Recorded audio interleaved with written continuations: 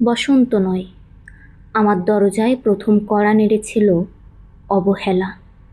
ভেবেছিলাম অনেকগুলো বর্ষা শেষে শরতের উষ্ণতা মিশিয়ে এলো বুঝি বসন্ত। দরজা খুলে দেখি আমাকে ভালোবেসে এসেছে অবহেলা। মধ্য দুপুরে তির্যক রোদের মতো অনেকটা নির্লজ্জের মতো আমাকে আলিঙ্গন করে নিয়েছিল অনাকাঙ্ক্ষিত অবহেলা। আমি চারপাশে তাকিয়ে দেখেছিলাম আমার দীনদশায় কারো করুণা বা আর্তের পেখম ছড়িয়ে আছে কিনা। ছিল না। বৃষ্টিহীন জনপদে খড়খড়ে রোদ যেমন দস্যুর মতো অদমনীয়, তেমনি অবহেলাও আমাকে আগলে রেখেছিল নির্মোহ নিঃসংকোচিত। আমি অবহেলাকে পেছনে ফেলে একবার ভো দৌড় দিয়ে এগিয়ে গিয়েছিলাম।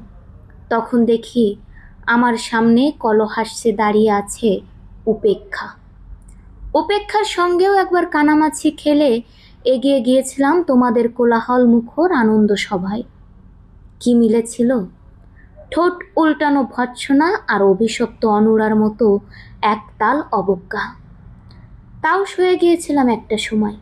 হ্যাঁ, একবার তুমি বা তোমরা যেন দয়া করে বাঁকা চোখে তাকিয়েছিলে আমার দিকে। তাচ্ছিল্য নয়, একটু মায়াই ছিল। হতে পারে কাপা আবেগও মিশ্রিত ছিল তোমার দৃষ্টিতে। ওইটুকুই আমার যা পাওয়া। আমি ঝরে যাওয়া পাতা, তুমি ছিলে আকস্মিক দমকা হাওয়া।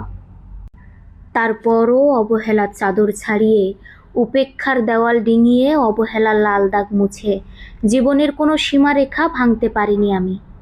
একথা জানে শুধু অন্তর্যামী।